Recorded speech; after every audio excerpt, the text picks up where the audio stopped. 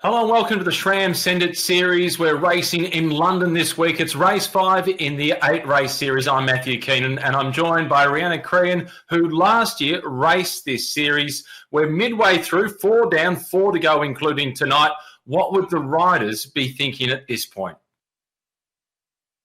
So nice to join you again tonight. And really starting to get to the pointy part of this series. We're halfway through. We've started to see some girls really hit their straps. We've had Antoinette de Jong started to really get to the point of this championship, and I'm really excited to see what's going to happen in the Greatest London Loop this evening. This is a loop that's got people buzzing. You and I have been talking about it in the last half hour or so in preparation for coming live. This is a course that looks reasonably flat to start with, but then there's the big surprise that is jam-packed at the back end of the course. 355 metres worth of altitude gain across the 26 kilometres, but it is deceptively tough. Absolutely. They do have that climb that they've got to get through towards the end of this loop. Just one lap tonight of this course, the Greatest London Loop, and it is that climb that's going to start to see which girls can fight this fight of this circuit tonight. There is a bit of a pinch. A couple of the girls would have fought that fight last week, and we saw that amazing finish. We thought the fight was over. The peloton started to split, and then we saw that entertaining classic sprint to the end, which saw Bree Wilson take out her first victory in this SRAM Send It Series. So who do you think will take it out tonight? Well, she had fantastic timing. Who will take it out will have a lot to do with the course itself. The race profile shows that the climb is 1.9 kilometres, but having ridden this course, you have to climb for about 2 kilometres to get to the 1.9 kilometres, so it is deceptively difficult. You mentioned Bree Wilson, who won last week, and it was perfect timing by Bree to get the win. In addition to her, Antoinette de Jong, who you've mentioned, she has been fantastic throughout the series so far. She's had 2 wins. She sits in second place overall, and she's 12 points behind Bree Vine. Talk about consistent. Rihanna, she's had second, and fourth. She's been riding well. But what about the LUXFORD sisters? What a combination. Really stood out last week. Laura LUXFORD and ANNABEL LUXFORD, they were both on the podium for race 4 in the Send It Series last week. We spoke about them a lot in last week's race. We hadn't sort of seen them too much over the course of the series, but they really were standouts last week. And of course, Bree Wilson, she took out last week's race. She was exceptional in the back end of last week's race, and she'll be one to watch in tonight's race. But Antoinette de Jong and Bree Vine, they've certainly been standouts the entire series. They're going to be ones to watch tonight, and I think they're going to be really hard to beat in tonight's course. I'm looking forward to seeing what de Jong does on that final climb. As for Bree Wilson, what she did last week to get the win has enough to move her up to 3rd position in the series. It's Bree Vine who leads. She's on 66 points. De Jong is second on 54 points. Wilson is third on 44 points. But a lot can change really quickly, and a lot can change in the last few hundred metres. We saw the timing of the sprint by Bree Wilson last week. It was perfect. So the power-ups, as always, can come into play. You've ridden the series. I haven't. I'll let you take us through the best strategy for using the power-ups. The series, but I certainly wouldn't say that I'm an expert on using the power-ups strategically, but we did see them used very well last week. We speak about being able to hold on to them and using them perfectly and perfectly timing your sprint to get them timed across the line like we saw Bree Wilson do last week. The AERO, you get that little bit of aerodynamic push for 15 seconds, perfect to get a sprint towards the finish. The drafting, we use that sometimes when you want to get that perfect draft position for 50%, more drafting effect for 30 seconds. The breakaway, or some people call it the burrito, you are totally undraftable for 10 seconds if you want to do a little breakaway moment when you might want to do a breakaway from the peloton, particularly towards the end. The lightweight, you're reducing your weight for 15 seconds, really good for climbing. And of course, the invisibility. We don't often see this used very much, but you can turn yourself into a ghost for the other riders so they can't see you for 10 seconds. So sometimes really good used in a peloton when you want to make that little sprint, but you want to really time that perfectly. So as we can see, the riders down, they're in the pens at the moment. They're getting themselves ready. It's really crucial to time this start of this race just perfectly. You want to get yourself into the pen early and get yourself positioned really, really well to make sure you get off to a great start in this race. And we're on board early with Brevine, 25.7 kilometres as they hit the go marker. Brevine right up at the very front. She leads the series. She has a 12-point buffer on the Dutch woman, Antoinette de Jong, who is an Olympic Games bronze medalist on the ice in speed skating in the 3,000 metres in the long track speed skating. She collected that in 2016. So we know that she is a world-class athlete, and she's taking the Zwift world by storm as well. I think she has a pretty big future if she turns her attention to racing in the real world on the road. We've seen Clara Hughes do that, a Canadian who won medals at the Winter Olympics, Summer Olympics as well, an absolute superstar of both sports. Early on this course though, I think, Rihanna, my strategy would be try and conserve, because that hill, having ridden it just a couple of weeks ago and ridden it with ANNABEL LUXFORD a long way behind her, it's a little intimidating, the Leith Hill. I did read on Brevine's social media just earlier tonight, she said the hill is going to what separates the girls tonight. So she's already predicting the climb tonight is really going to set this race apart. It's really going to test the girls. She is predicting that this hill is going to maybe get her a victory this evening. And she's got her husband, Jay Vine, warming up next to him. So that gives us indications to the length of the warm-up. We've been in watching Brevine in the past warming up, and she's been on the bike a half an hour beforehand. And she's done really well, getting herself just looking so comfortable at this point. And it's worth noting her cadence is really high. She's up towards 100 revolutions per minute. So she's comfortably on top of the gear, staying towards the front, keeping herself in a really good position within this group. And one of the sisters already up towards the front, it's Laura Luxford, who last week in the race shared the podium with her sister. Laura was third, ANNABEL was second. I wonder what's more important, winning the Luxford Cup or winning the SRAM Send It Series? Bragging rights amongst siblings, Rihanna. Yeah, no doubt they would be very competitive amongst each other. I'm sure they would have discussed the race between each other. No doubt had a pretty good debrief, and as we're on board now with ANNABEL LUXFORD at the moment, some pretty serious watts the girls are pushing out already, 325 watts at the moment. So the girls are really pushing hard as we start this race. Some questions coming through on the Zwift Live Facebook page, wondering, will anyone attack this race before we hit that climb? That will be the question. Will anyone have anything before we get to the climb, or are they going to stay in a tight peloton, a tight bunch until we really get there and then see who's going to attack towards the end of this race?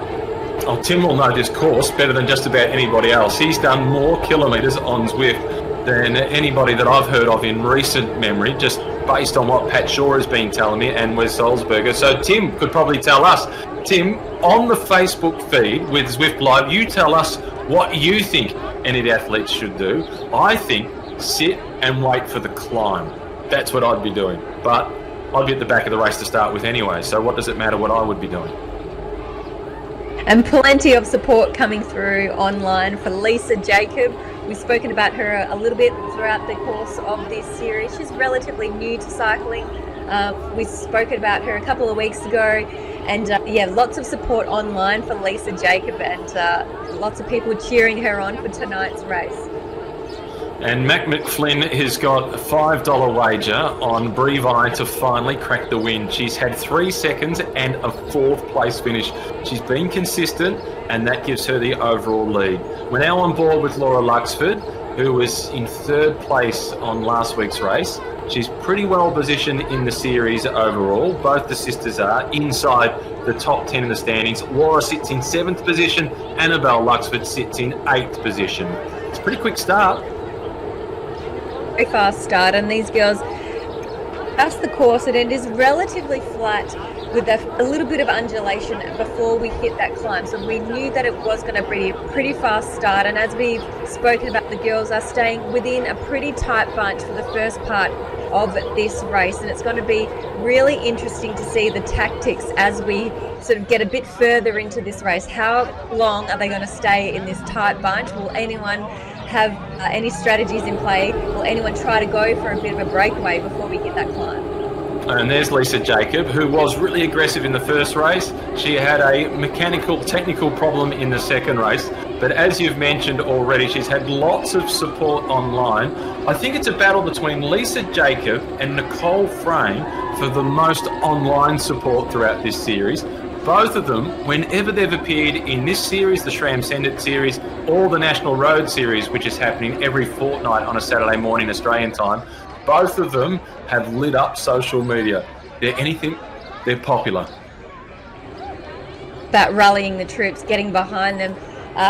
We've spoken about with this SRAM Send It series, who are you sending it for? So obviously we focus a lot on these girls towards the front who are cyclists professionally. They're doing a lot of work outside of cycling, but we have to remember there's a lot of amateur cyclists who are taking part in the SRAM Send It series, and we're asking them, who are you sending it for throughout the series? So no doubt there's lots of people on social media who are taking part in this series for no other reason but to compete against themselves and to try and get those PRs week in, week out. So it's great to see so many people supporting the SRAM Send It series and just having a go in this series over the 8 weeks.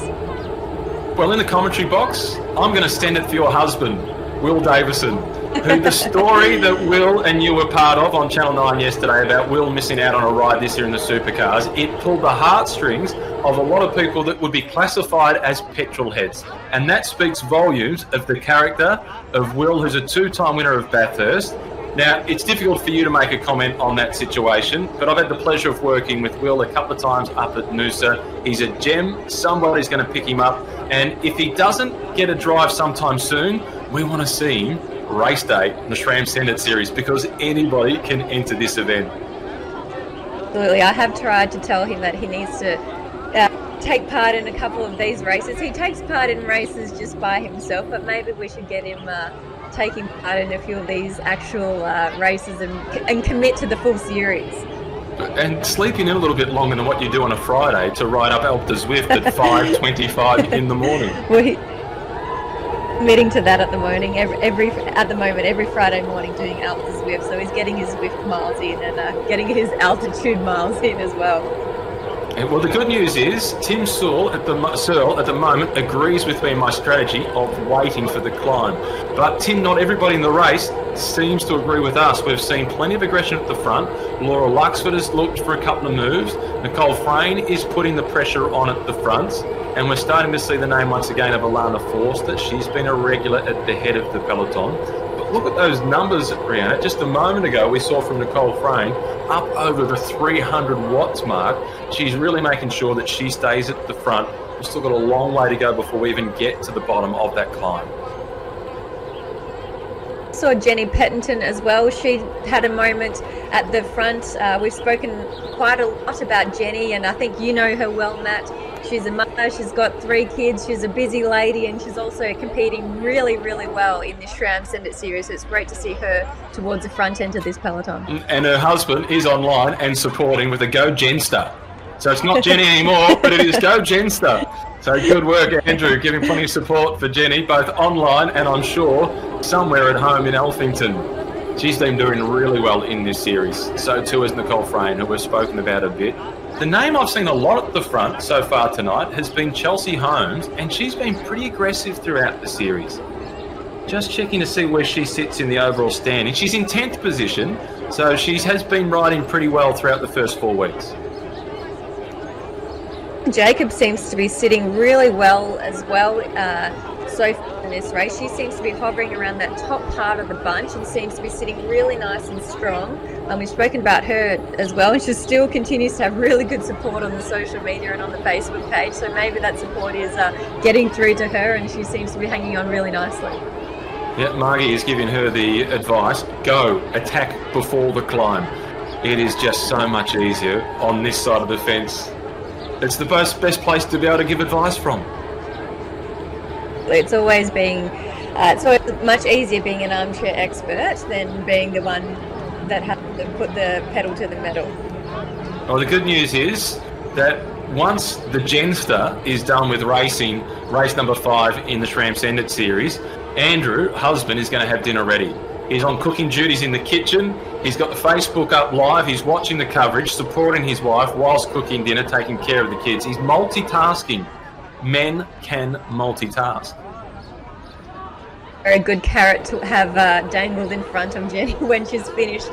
This is the hard-earned dinner is ready and waiting for her when she is finished. So, very well deserved when she's finished all this hard work during the series.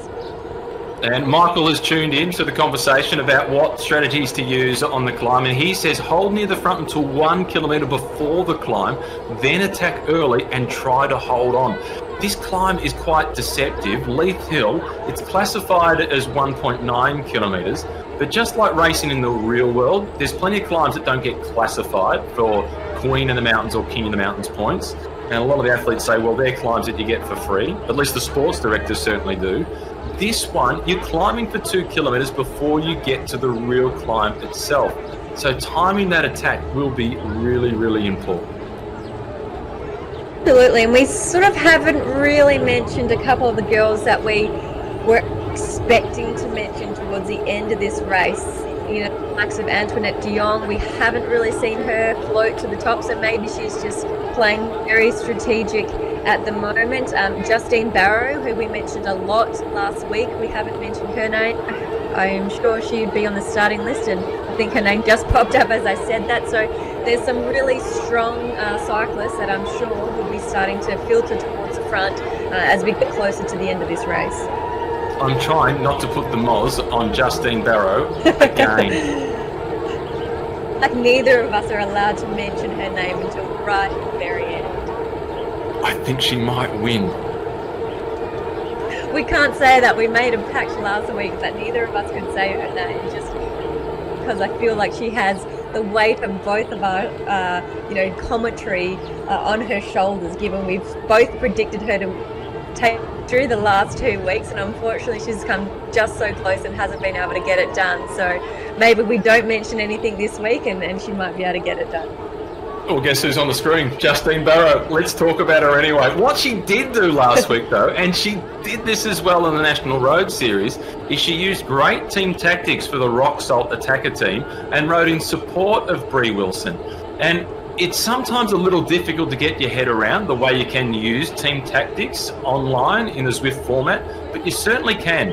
And Justine Barrow has done that recently to support Brie Wilson. This is a really united team, Rock Salt Attacker. I like it. Some really good support online. So hopefully tonight might be their night between Justine Barrow, Brie Wilson. We know that there's a really difficult climb coming up. We know that Justine loves the climbs. So maybe tonight will be their night. Maybe. Certainly seen plenty of Justine Barrow up towards the front. 16 kilometres remaining. They've clocked over a little over 9.5. They've been out there for almost a quarter of an hour, and we've seen plenty of speed on at the front. Wattages up around the sort of 3.5 to 4 watts per kilo at this point for the riders who have been sitting on the front, setting the tempo. But what we're seeing is the depth of this peloton. There's none of the riders that we've spoken about regularly getting dropped. The pack is really staying together, and there's a big battle to stay up towards the front. Nobody wants to be caught in the washing machine. In previous weeks, we've really seen the pack split up quite early, and we've seen a real defined couple of groups of cyclists, and we just are not seeing that at all tonight. The pack is really sticking together. The girls are really closely bunched. It'd be really interesting to see who can hold on, who can stay with this bunch as we get closer towards that last little bit of climbing, and who can really, I suppose, give it something towards the end and fight for what we've been talking about this last little bit of climbing, and who can hold on and who can make an attack. And this is Helen Jenkins, who we're on board with at the moment. She's putting on a fair bit of pressure at the front, punching out 230, 240 watts as she settles back into the peloton, as Butterworth is also up towards the front. Busy Butterworth at almost 300 watts. So that's the sort of effort it takes to move from the back of the peloton up towards the front of the peloton. I think there's going to be a lot of tired legs by the time they reach the base of this climb. Absolutely, and that's obviously another strategy that these girls will have to be working through, not expending too much energy. At the moment, they know they've got something really difficult ahead of them, but wanting to stay with this pack, and who's setting the pace at the front. Are they going too hard? Can sort of really hold on, and who's going to determine what this pace is going to be before they hit that climb towards the end. And importantly for the SRAM Send It Series, to go in for a chance to win one of two sets, the SRAM Force E-Tap Axis Disc Group Set. You don't need to win a single race, you just need to start all 8 of the races. We're halfway through, this is the 5th of 8 races.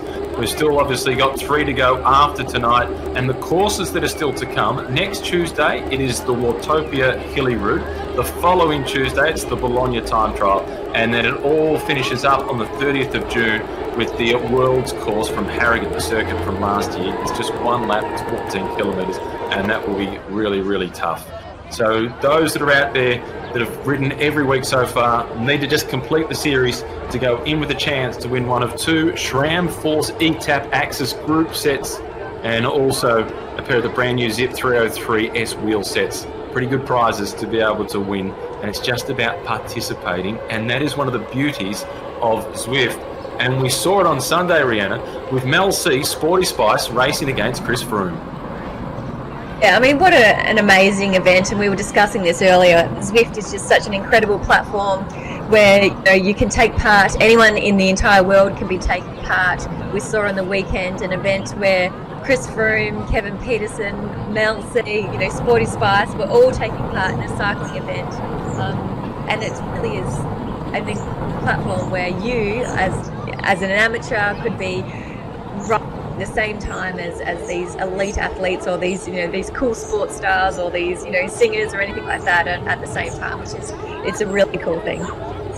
Well, there's a comment from somebody that knows the course. Tim Sewell has just posted, here we go, because they're through the tunnel, they've gone to the T intersection, they've made the right-hand turn. This is not the official start of the climb, but just like we see with a lot of climbs in the real world, it starts going upwards before the official start gets underway, and this is the battle now for positions before they really start to climb in earnest. The pressure is on at the front, and I can feel the anticipation.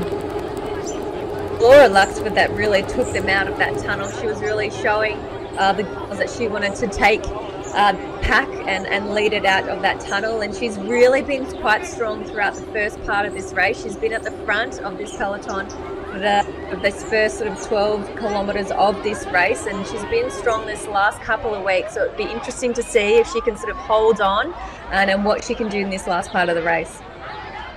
And the sisters, Laura, Annabel there as well. Annabel competed for Australia at the Commonwealth Games in 2006 as a triathlete, where she finished in 5th place in the triathlon at those Olympics. In 2004, she was the under-23 world champion, so she has world-class pedigree as a triathlete. Tonight, she's competing alongside her sister and trying to beat some of the best in the world on the bike.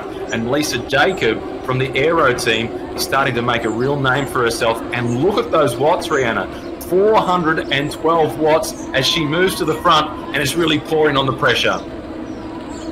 As are starting to make some moves now, as we see Lisa Jacob pushing out some massive numbers at the moment, 415 watts, and she's making her move towards the front. ANNABEL LUXFORD at the front as well, and Justine BARROW, who we know loves the climb, is starting to make her way to the front of this pack.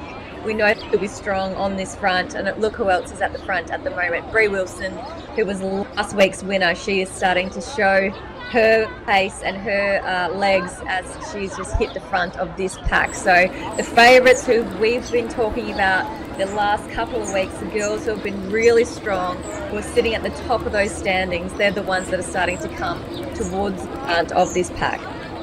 And there's no De Jong. I haven't found De Jong in the race on the start line today as I look at the Zwift Power Live. So Antoinette De Jong, who sits in second place in the series overall, no points for her today. So a big opportunity for Bree Wilson to close in on second place in the standings. In terms of being able to take the race lead overall, 25 points for a win. At the moment, she is 22 points behind the lead of Bree Vine. If things go pear-shaped for Bree Vine, if she was to have a mechanical problem or something, there is an opportunity there for Bree Wilson. But with the consistency of Bree Vine so far, she's not going to let that happen if she has anything to say about it. The pressure is on at the front. I'm anxious in saying it, but guess who? Justine Barrow. That's who. Yeah, showing her strength, and we know just how powerful she is on these climbs. She's so teeny tiny, her power to weight is incredible, and she's just showing these girls that this is what she does best, getting up these hills, getting these climbs, and off she goes at the moment. She'll be starting to these girls and see if they can hang on and go with her. But the girls at the front, they are going with her at the moment, and Bree Vine, she's just hanging on. She'll be desperate to get that very first victory that she's been waiting to get. She's been second on numerous occasions. Third, well, she's leading the standings and just not too long after these girls finish. And he'll be having a look and sussing out exactly how this race has been going for these girls, and no doubt be taking in he needs to know for his race in just a few moments' time when these girls finish up. We've just seen a few posts of people supporting Bree and thinking tonight is her night for the win. She's had a couple of posts on the Zwift Live with support Bree for the win tonight. Dom was one of them. He's on board with Bree Vine for the win. They've still got a bit of way to go before they get to the steep part of the climb. And I was trying to read the body language of Jay Vine, the husband of Bree, the leader of the men's series. I thought he looked a little nervous. I bet he is nervous. I mean, they're obviously very competitive. Each of them are, amazing athletes in their own respect, and no doubt they're both their biggest supporters. And he would want her to take out a win just as much she would want her, to take out her own victory. And I bet he would be nervous for her, but he has to also focus on his own race that he just about has to start not too far away. So one her and one eye on himself. But the girls, they haven't broken away too far. The pack is still very much close together. And there we have Chelsea Holmes now taking over these girls at the front, and their watts that they're putting out are still massive numbers. So these girls are working really hard towards the front. Huge numbers. Chelsea Holmes, as you mentioned, she's applying the pressure. Behind her, it's the Bree show. Bree Vine, Bree Playell, and Bree Wilson. I didn't realise Bree was that common a name. A name for cyclists. That must be the name that you need to have to be a cyclist at the moment. My niece's name is Bree. I'm going to get her to take up cycling. She's only recently turned 21. It's not too late. It's just having the incline of the climb has just come down a little bit, just a bit of time to get their legs rolling over, maybe take a breather or two, just suck its air and then just get ready to go again. We've got 9.7 kilometres remaining in this race, but it is still a lot of work to be done.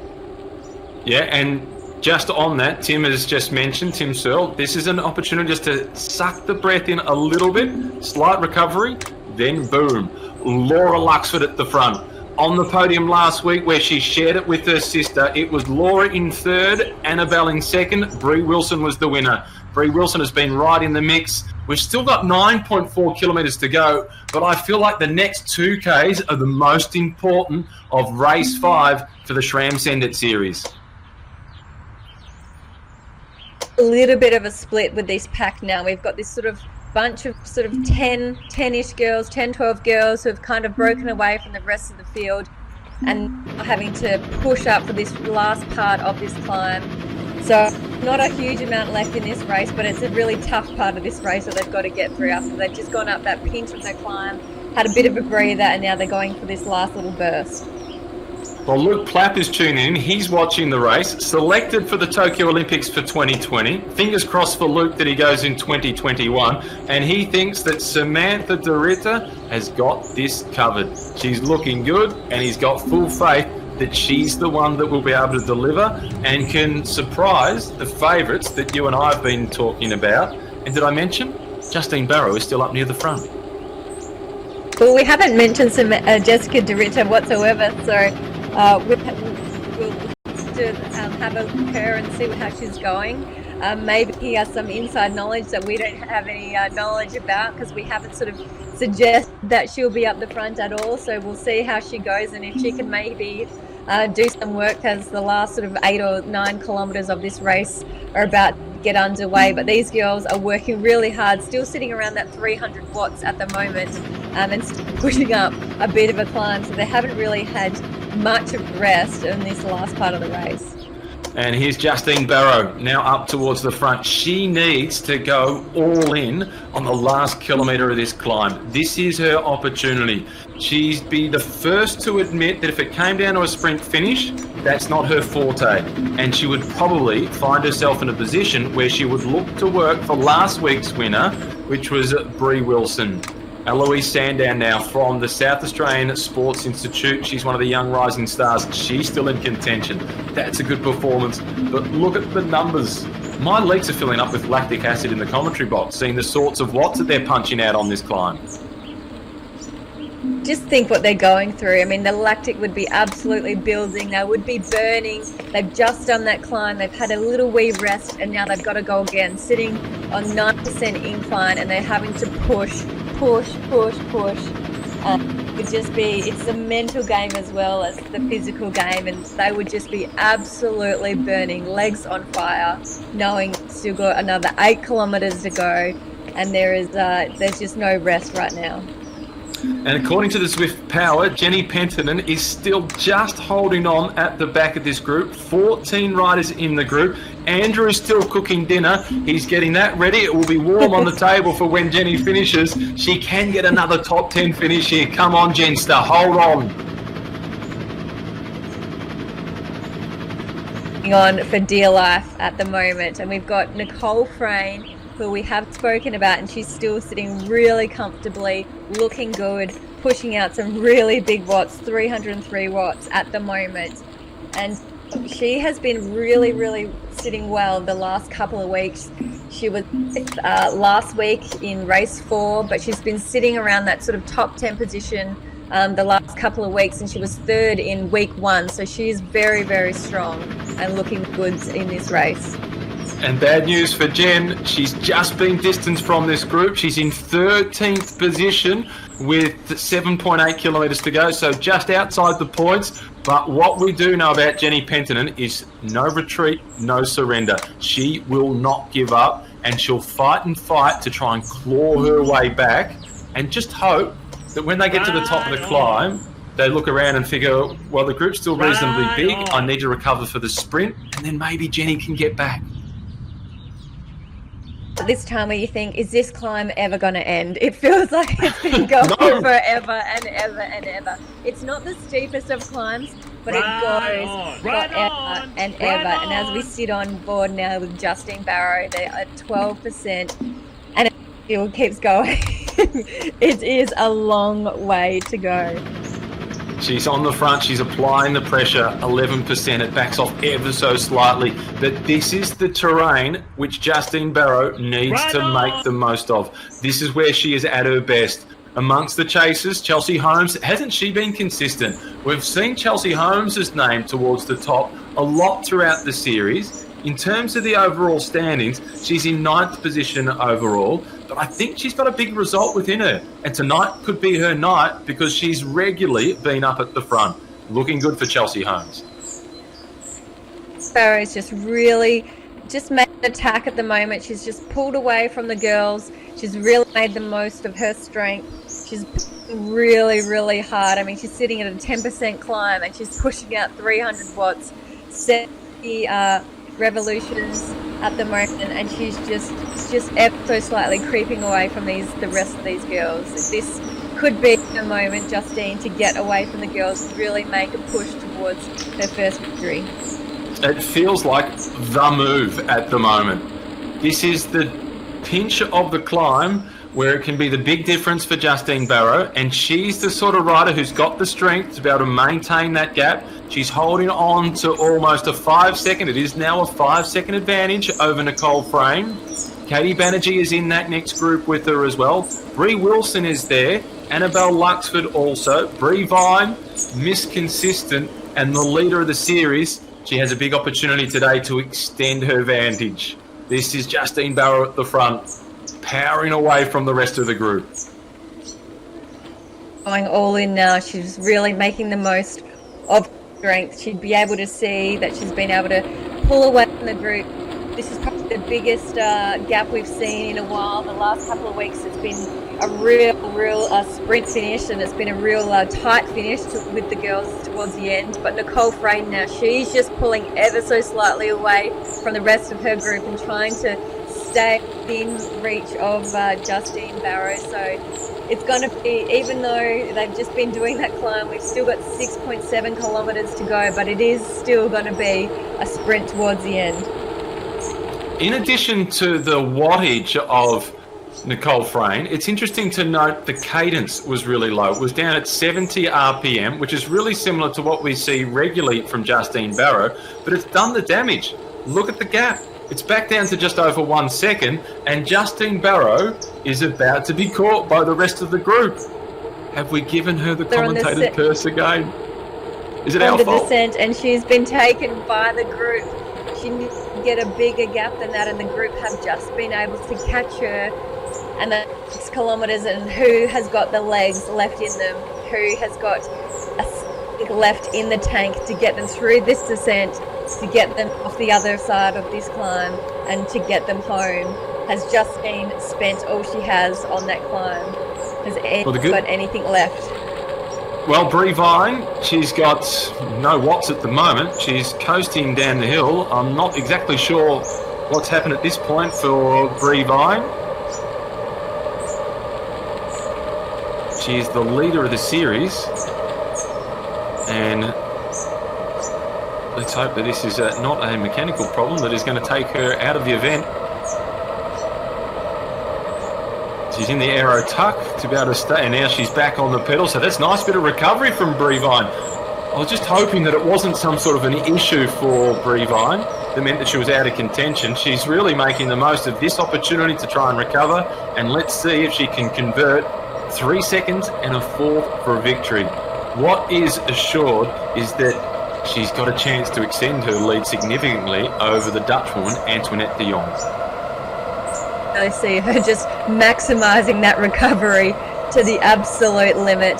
Now she's just getting back on the pedals. You know that you can just get a little bit of rest with that aero tuck, which is what she's doing. There's no point pedaling at the moment. That's the beauty of something in Zwift. You do get that aero tuck, so you can get that recovery whilst there, and just seeing other girls are able to catch up with Justine Barrow towards the back of this little group now. There's just a handful of them of this mini sprint towards the finish. Yeah, and the aero tuck, it's done when you suddenly stop pedaling. The avatar goes into the Froomey tuck style position. And then we saw a lot of the others, they also used the invisibility power up, just to use that power up, perhaps get that out of the way, and hope that they get something else and perhaps the opportunity to do some drafting before it gets down to the sprint. Laura Luxford it is now coming through towards the front.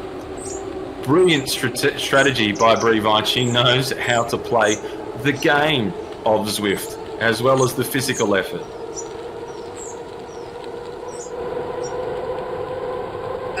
About 6 or 7 riders now in this bunch. Bree Wilson, we've got Bree Vine, we've got Chelsea Holmes, Laura Luxford are still in that group. They would be hurting right now. They've got just over 3 kilometres left. They've just done that climb and need to get home. This last part of this race, pushing as hard as they possibly can. It's going to be a real strategy to finish off this race after they've just used everything they possibly had. to get this final sprint done. And we've seen it the last couple of weeks.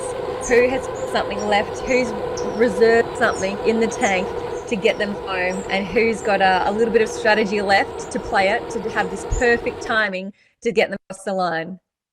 Well, team-wise, at Rock Salt Attacker, they have 2 in this select leading group of just 7 riders. Brie Wilson, last week's winner, and Justine Barrow, who we've put the commentator's curse on. We've got the LUXFORD combination, ANNABEL LUXFORD at the back of the group here, a 5th place finisher in the triathlon at the 2006 Commonwealth Games. She was 2nd last week. She has her sister Laura Luxford with her. Brie Vine is in the group, who you've mentioned, so consistent, the leader of the series overall. And Chelsea Holmes, who rides for the Subaru Giant team, who's been brilliant throughout the series, super consistent. And we mentioned it earlier on, maybe she is the surprise packet today. She's in with a big chance. Under 2 kilometres to get home now. They would have been able to just give the left a very quick rest, really suck in a few deep breaths, maybe giving the face a bit of a wipe with the towel, as we saw Brie Vine doing before. Just maybe get, half a minute of recovery before they go for this very last sprint finish. It's a really tough ride. Maybe when you first saw the sheet or first saw the course, you might have thought, oh, it's just a flat ride. It's not going to be as difficult.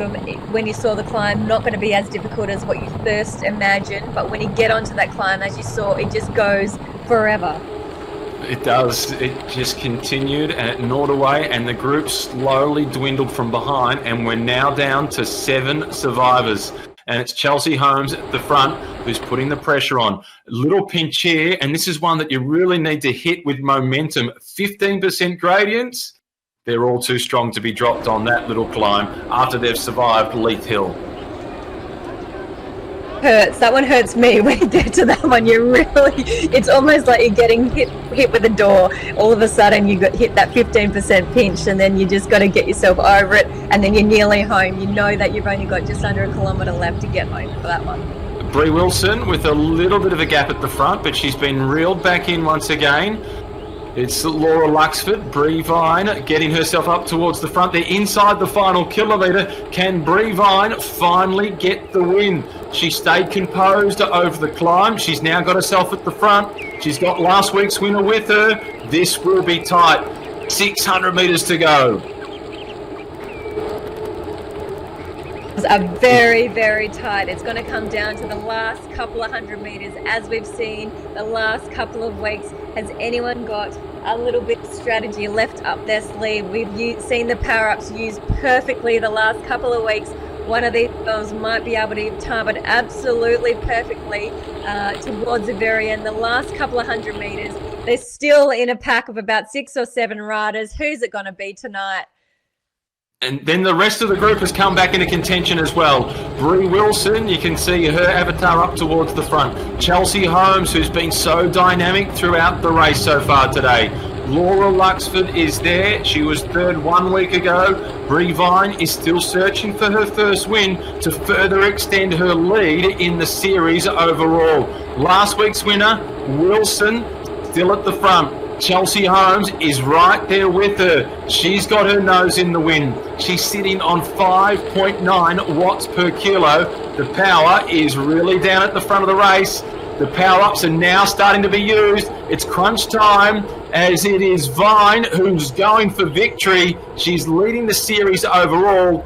Opens up a little bit of a gap. She's out at almost 10 watts per kilo. Brie Wilson is chasing. Chelsea Holmes it is who's in 3rd position, but it's Brie Vine who, deservedly so, manages to get the win.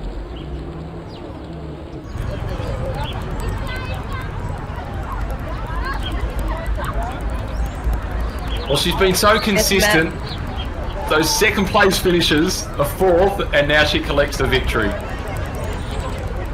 She'll be absolutely wrapped with that. She's been really waiting to finally get that victory, and I think she'll be stoked to finally come in race 5. She's leading the standings. I saw her put on her social media tonight that she was really hoping she could continue to lead those standings. Her and her husband are both leading the men's and the women's, so she'll be absolutely wrapped that she's finally got that victory.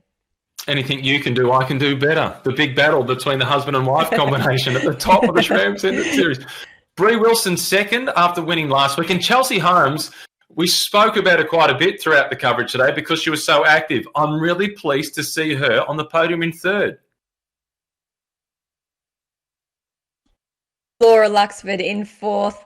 Katie there in fifth. Justine Barrow, unfortunately, again, wasn't able to get the victory or a podium after we've spoken about her the last couple of weeks. I'm sure it's not too far away. ANNABEL Luxford, the other Luxford sister there in seventh. Hannah Ludwig in eighth. Courtney Shawwell in ninth. And Eloise Sandow there in 10th. But again, an incredibly tight finish. Once again, Matt, we've spoken about the last couple of weeks. These girls, they managed to make it a hugely exciting finish week on week. Yeah, and what was significant as well was the gap between 7th and 8th place, 40 seconds, the gap between those two. So the top 7 were clearly a lot stronger than the rest. And in the replay, Brie Vine this week getting the timing right. She used the power up really well to get herself to the front, and then she was never headed. I can imagine that she'll sleep a lot better tonight than she has the previous 4 Tuesdays. Absolutely. After sitting on the top of the standings, but you could tell that she really wanted to get that victory. A couple of things that she's put on sort of her social media accounts the last couple of weeks, you could tell that she was really just wanting to win, one of those gold medals just to ensure that, no doubt it's not a real race out on the road, but just to sort of say, yep, I can do it. I can get that victory. So I'm sure she'll be really pleased with herself. A sensational win. So Brie Vine taking the win ahead of Brie Wilson. And then Chelsea Holmes in third position. So Brie Wilson now moves up into second place in the series overall with 3 races still to go. Brie Vine has extended her advantage. Now for you, Rihanna, before we get back here next week for race number 6 in the SRAM Send It Series, I assume it's another ascent of Alpe d'Huez? On Friday morning, I think we're doing Alpe d'Huez once again. So I don't know if I'm looking forward to it or not looking forward to it. Well, thanks for joining me this week. I'll join you again next week for more action from the women's racing for the SRAM Send It Series. See you then. Men's racing is underway. I'm just about to be joined by Pat Shaw, a man who's won the Australian National Road Series on a couple of occasions. The men have got still 25 kilometres to go, so they haven't been racing for very long. In terms of the overall standings in this series, it's a Vine who leads. It's Jay Vine who sits at the top of the standings. He's on 59 points. Ollie Jones is in second place on 55 points. Graham Frisley, he's in third position on 52, followed then by Tom Benton, and it's Stefan Kirschmere who rounds out the top 5. Pat, are you with me? Are we ready to roll? We certainly are, Matt, and most importantly, I think that that was a great women's race, wasn't it?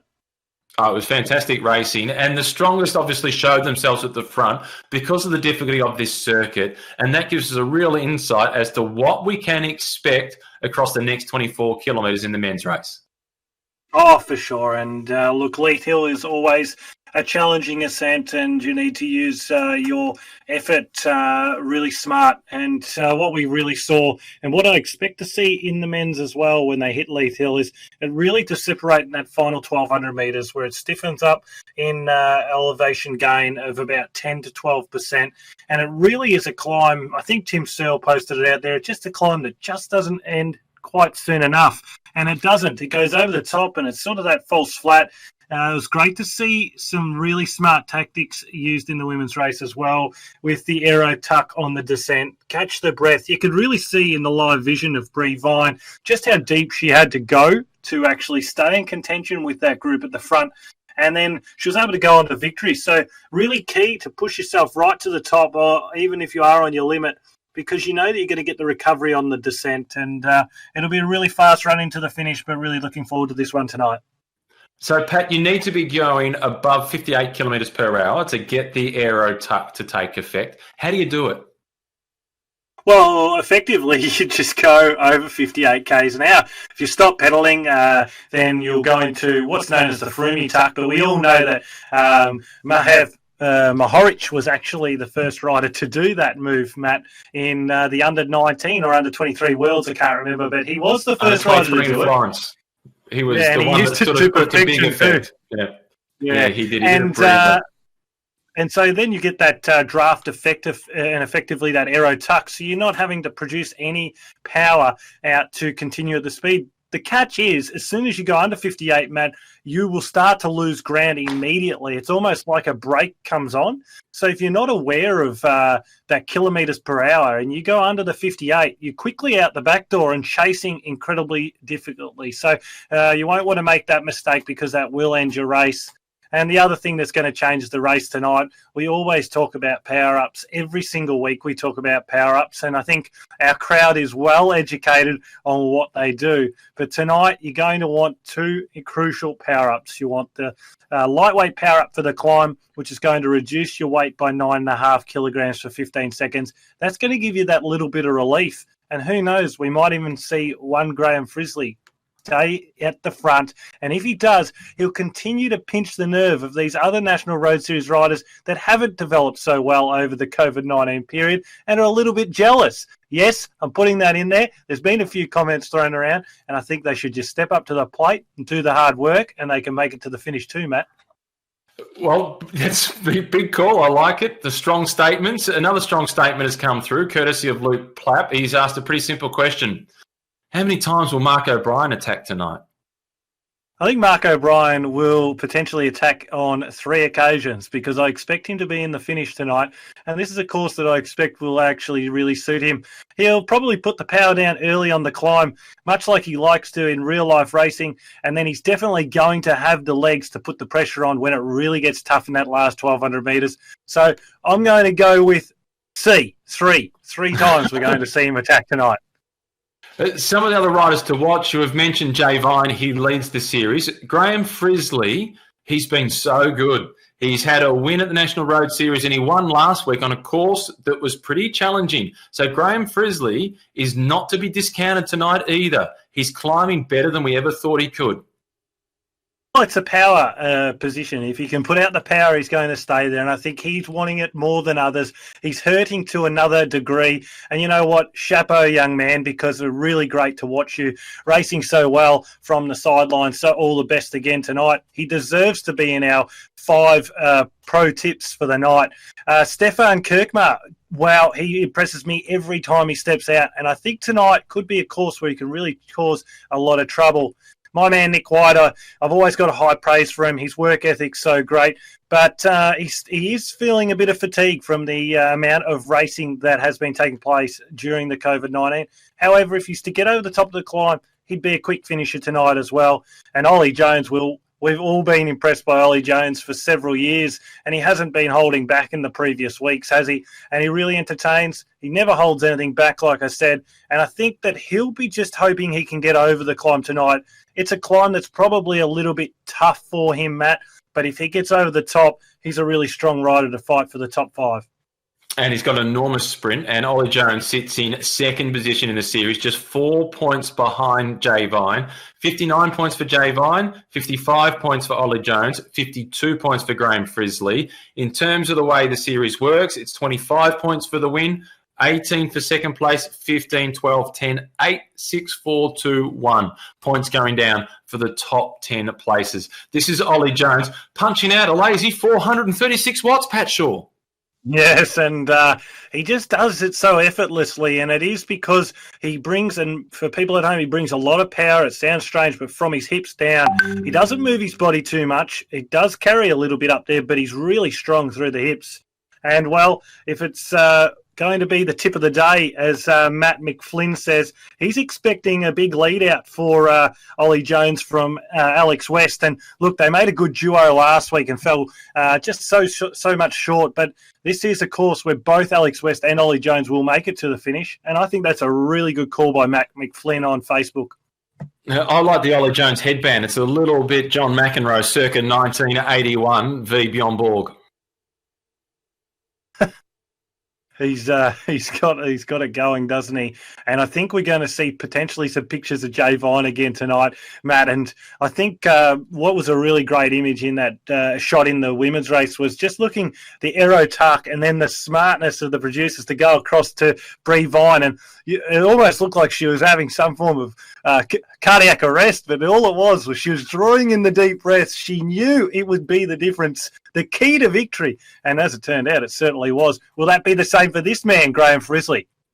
Well, he's got, talking of big hair in the 1970s, 1980s, Graham Frisley would slot right in if he got himself into the DeLorean and went back to that period. But what he has been doing, and quite a few people have recognised this throughout the comments on the Zwift Live, is he has put in a lot of work throughout the period of 2019 and the early part of 2020, and he's starting to reap the reward.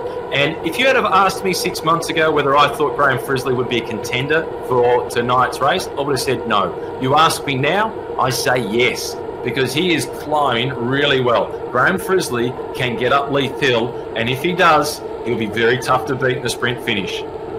And look, I think sometimes it can be underestimated at just what some positive reinforcement from people in the cycling world can do, or in any sport can do for your own prospects and capabilities. And I think Graham's actually flourished in achieving better results, particularly against riders and on courses we didn't expect. And then the kudos that's come from all which ways it has for him, and deservedly so.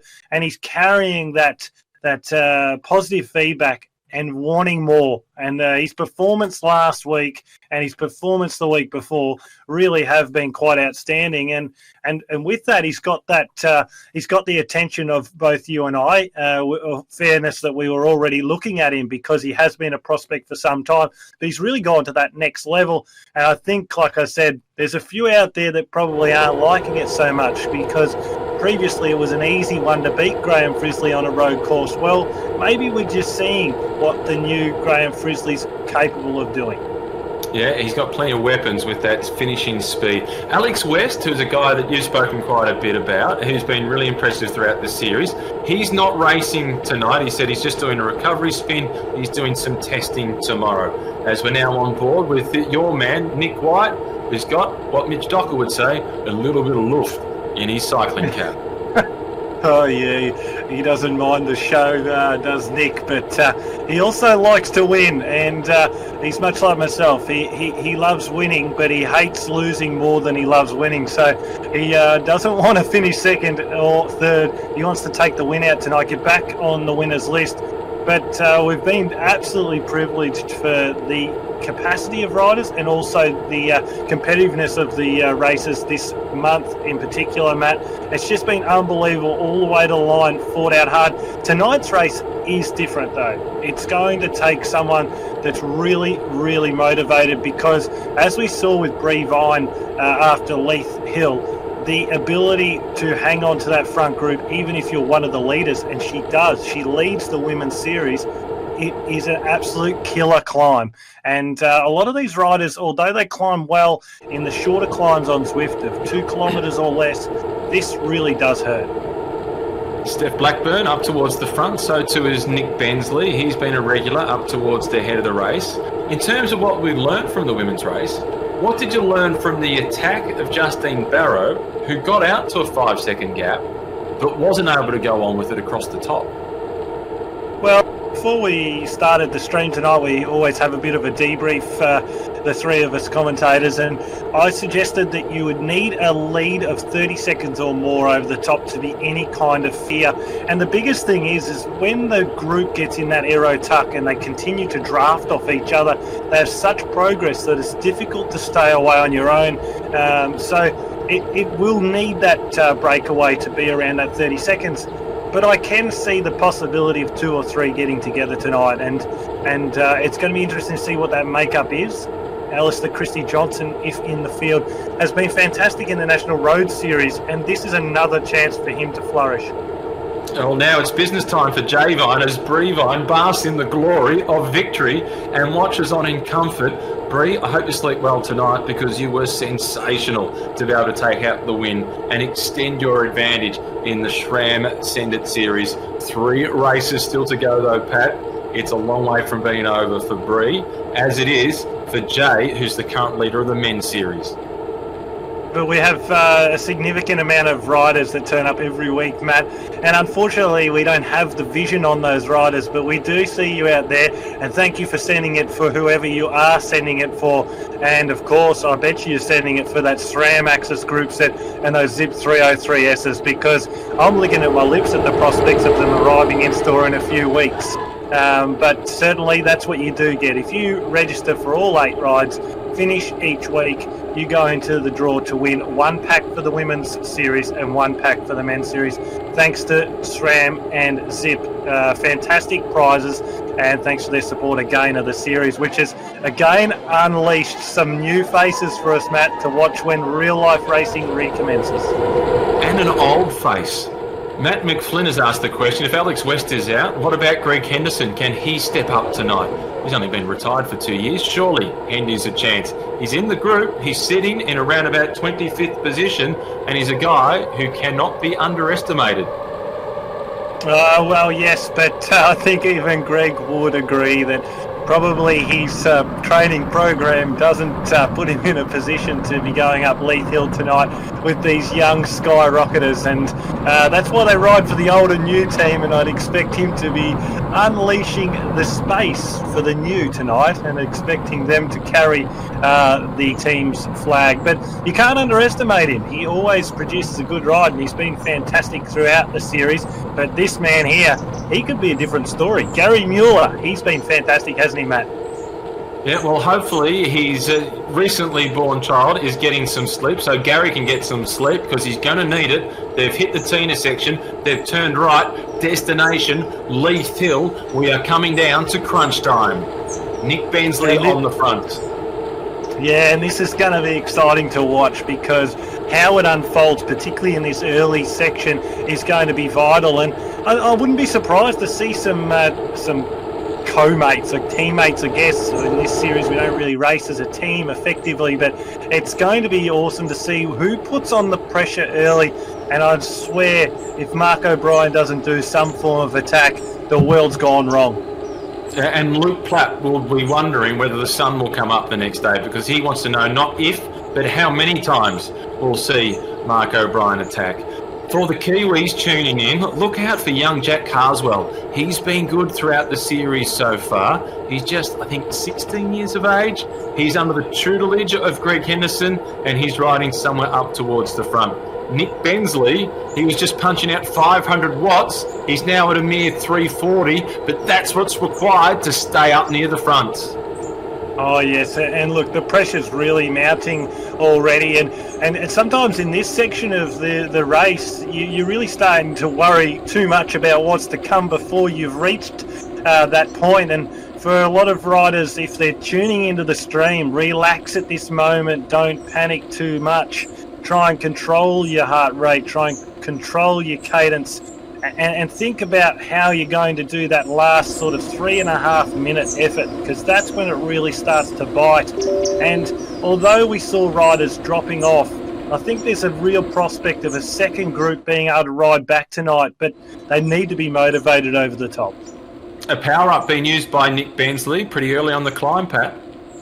Well, I don't think there's going to be much other use for it. So this is what I was talking about earlier. Can we see someone really put the power down early, which is going to ride a lot of riders out of the race before it begins effectively? And that is what Bensley is doing.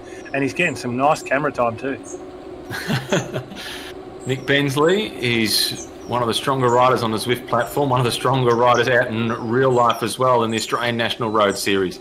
He's setting the tempo at the front, but they're not quite at the steep part of the climb yet. Peloton's been strung out though, Pat.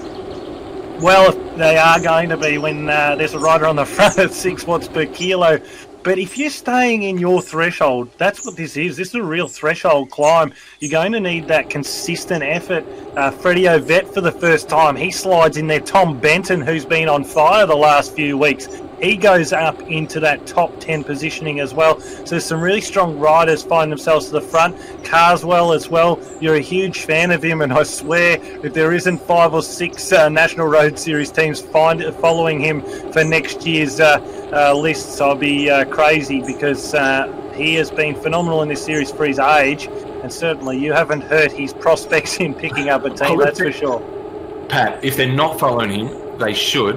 And if you could buy shares in him, I would. Jack Carswell is brilliant. I like the way he goes about it. Very good. Ollie Jones. Ollie Jones is riding strongly towards the front. This is a guy, Pat, they need to get rid of on the climb as we get some footage of Ollie Jones in action. His avatar at the front. He looks composed.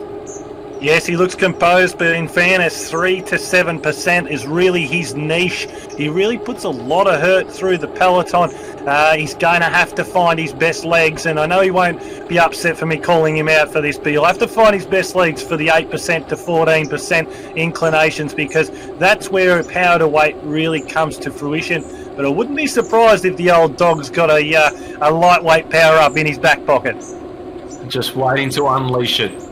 Ollie Jones looking good. In terms of the overall standings for the SRAM Send It Series, at the midway point, it is Ollie Jones who sits in second position, 4 points behind Javine. Graham Frisley is in third place, and Mark O'Brien, there goes number 1. His first attack, and the serious part of Leith Hill hasn't even started. Oh, that's right. It's a K&a-half until we really see it start to bite in. This is just Mark O'Brien wetting his lips a little bit, just saying, guys, you know it's coming, and he even got the fluorescent tyres on to make it easier to see him as he goes up the road. But, yeah, Mark O'Brien, he's going to hurt them tonight. He is going to put them in a lot of hurt. And don't worry, even though he's in his early 30s, he's a big discussion point among the younger riders in the National Road Series, and I think it kind of does erg him on a little bit. Oh, it definitely does. And I saw him late last week. I was walking home from the school drop-off. It was around about 9 o'clock. Marco was on his way home from training. It was around about 3 degrees. Spotted each other. Marco, Keno, he just kept going. He is full gas. He hasn't got time to stop and chat because he's got too many things to fit in. And there's somebody who's asked the question on Facebook with the Zwift live comms, when does this guy sleep? He's always either on Zwift or out on the road training. Yeah, and he's an avid coach too of some really great young prospects coming through the sport. So in that regard, I've got a lot of respect for what Mark puts back into the sport that he loves so dearly. But he's seriously got an attraction to pain, and one in which we flick the switch at some point, Matt, in our lives, and we suggest, maybe it's time to stop it. Mark O'Brien, he just flicks the switch. What it does is add more pain. He loves it. Anyways, he's doing exactly that. Zach Johnson, we haven't spoken about him much this Zwift season, but he is right up there and certainly one to keep our eyes on. Kirkmar, he was one of our riders to watch at the start of the day, and so too was this man, Frisley. He finds himself just tagging on the back, highly motivated, no doubt. He's just about to crack the 200 beats per minute. Graham Frisley is under an enormous amount of pressure, but more importantly, Pat Shaw, Graham Frisley is still there. Great use of the lightweight power up here. He's been listening about them. You can see the motivation in him. He wants to stick on. He wants to hang in there. He's on the back of this big group, but 199 beats per minute. You know this is really testing him out. And Matt, I set a target last week. I said if he finishes within a minute, and he took he took out the win in the end. So it's hard for me to say much now. I've just got to watch and see how he goes. But wow, have we been impressed? 7% now. This is where it really starts to bite. Oh, he's only just still in contact. He's at 200 beats per minute. It is the frizzle grizzle as he desperately tries to hold on. The gap is starting to open up for Graham Frisley. He has got plenty of support. As you can see, it says off the back. And we've all experienced this, Pat. What about when Zwift tells you, close the gap? I'm trying. Oh, and he's just got to keep clawing to these back wheels. This is where it's quite a lot like real life. When you pop on a climb, Matt, you're trying to grab those wheels, and once you see these brick walls come up, you know it's business time on Leith Hill. Mark O'Brien, Freddie Ovett, they're up there. Jay Vine, the series leader. Kirk Maher, who really is a danger tonight, no doubt. Ollie Jones is really sticking in there, albeit just that 1 second back, and that can be enough to break the strap. Nick White right there in 10th. Zach Johnson up there as well. He loves his Zwifting. As I said, we haven't spoken about him a lot this season, but he's right in there. And it looks like Kieran Lewis, he's right up there too. It's Ovett, O'Brien and Vine who are pouring on the pressure at the front. Kirk Maher is also there with them, but Ollie Jones is riding strongly to try and stay in contact, and so too is Zwift's very own Kieran Lewis. Lewis can really climb, Pat. Yes, well, he can climb. He's got a good power to weight. He's a big guy, but he produces a really good power to weight. He's not too different to the shape of Ollie Jones in a lot of ways. He's a bit leaner than Ollie. Ollie's a bit more like your rugby player, the Kiwi. But Mark O'Brien and Freddie Ovett, they're the ones to keep our eyes on. They're putting the power on. Jay Vine in third. He's starting to move towards the front. 12%, 11%. They've got about 800 metres to go, Matt, and then it flattens out. But you can see Jay Vine, he's not just dawdling up this climb. He is digging in deep to stay there, and that proves just how difficult it is out there tonight.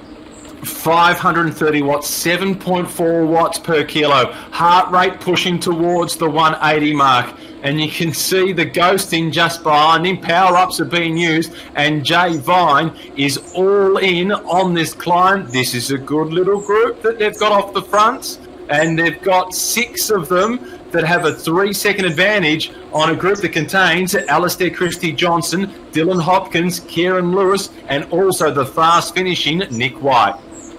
Well, the big thing about this, Matt Keenan, is who wants it the most, because I know Jay Vine will swap off. Mark O'Brien, he ain't shy of getting on the front. He'll be there to work hard as well. And I suspect that if they've got that 3-second gap now, as we keep watching, look how hard Jay Vine, pounding on the pedal, 7.2 watts per kilo. He's really driving. He knows now's the time to gain more separation. As I was saying, if the gap's 3 seconds now, it'll be 15 or 18 over the top. Really, 30 seconds would be what they want, because a bigger group behind will get more draft off each other on the descent. It's the false flat section now, Matt, and for mine, this is where it really hurts to maintain the power after you've just been through such terrible feelings on the climb.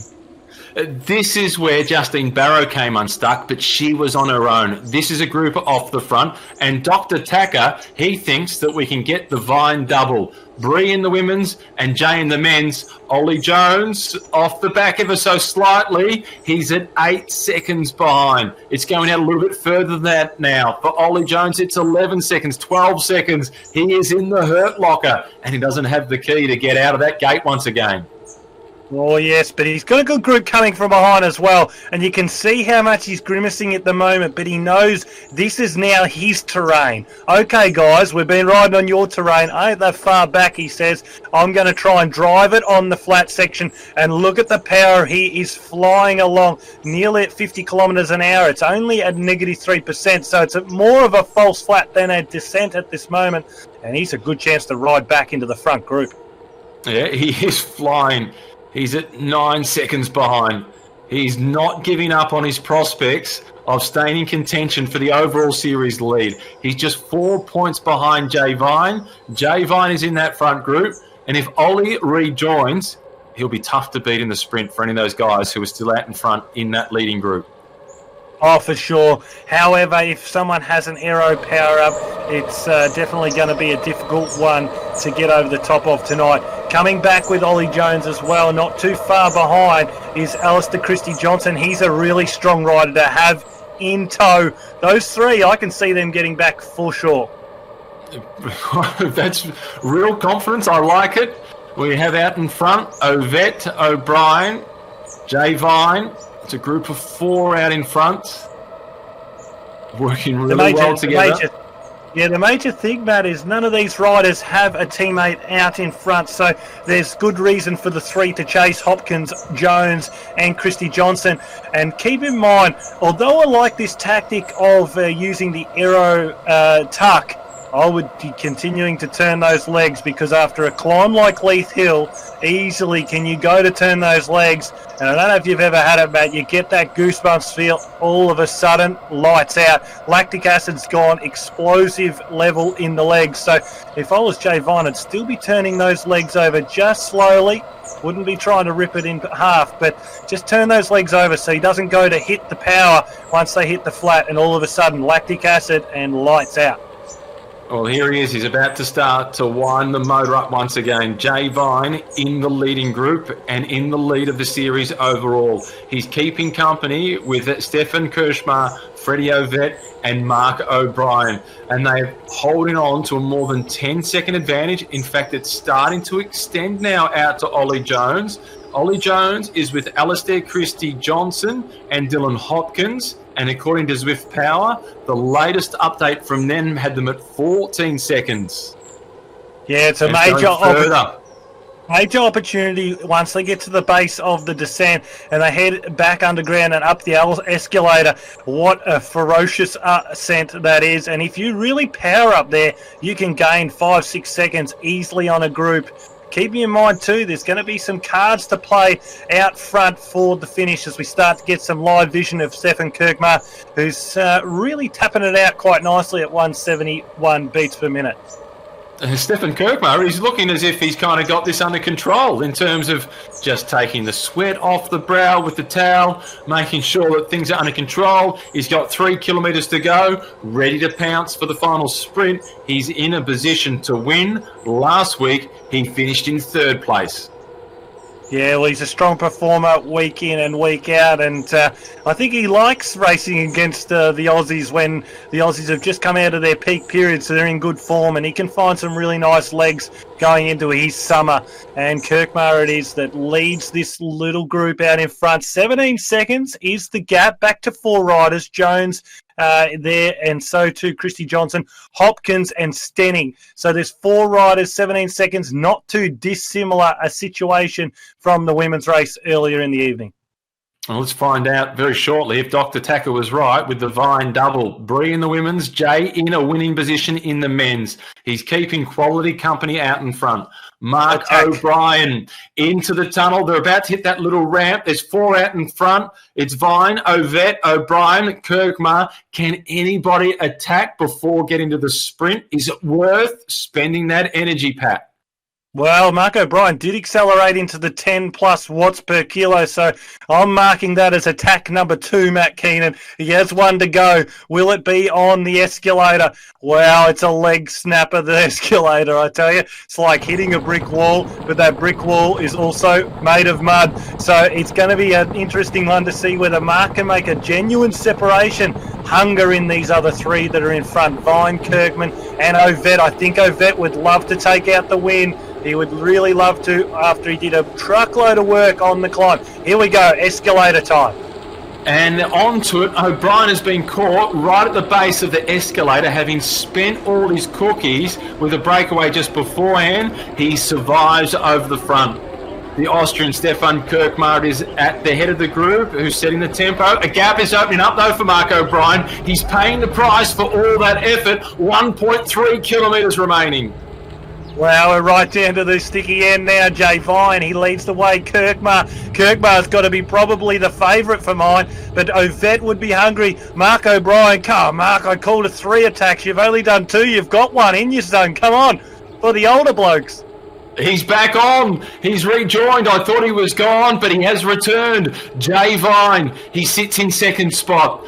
Kirkmar, who was 3rd last week, he's on the front. It was Vine who was the winner last week. Freddie Ovett, for the first time, really has himself in with a genuine chance to win. And Mark O'Brien, he's made it. Attack number 3. He's a man of his word, and he's going for it. He's now forced Vine to accelerate. Now it's Kirkmar, Vine and Kirkmar, and Ovett in the wheel. Just 550 metres to go. They've got to want it. They're right towards Mark O'Brien. They're only about 5 metres off the back of him, and closing in from behind at around 50 metres are the next 4. Well, it's a really, really close finish tonight, and this classy group of riders is going to try and hold on to take out the top 4 positions.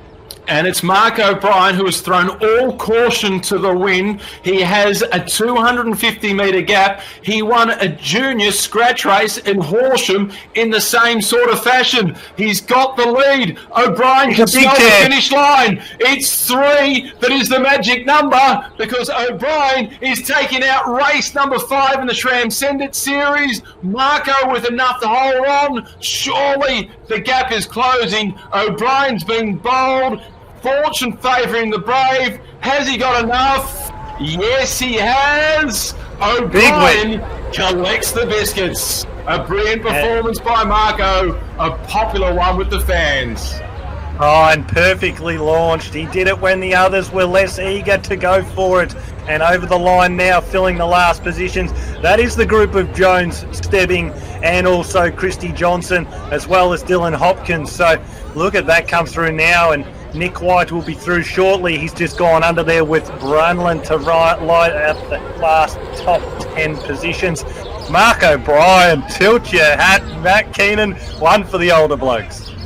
Well, when he launched that attack with 3 kilometres to go and he got caught just at the base of the escalator, Pat, surely logic says the engine's cooked, not Marco. Yeah. I reckon that was just perfect 101 chemistry for Mark O'Brien. Haven't watched him for so many years, Matt Keenan. I really didn't worry too much about him being spaced at the end and thought, if anything, it would change those 3 other riders' mindsets and think, well, he's cooked himself much like we thought. But a great attack. He distanced himself by enough to get the response by Jay Vine, but then Jay was concerned about Kirkmar and Ovett, so he backed it off, and that was what allowed Mark O'Brien just to open up that gap enough to go all the way to the line. It did help that there was a lack of power-ups available for those other 3 riders, but you go for the win, and Mark O'Brien did that tonight, and I actually am going to have to say that's been the best win of the series so far in the men's.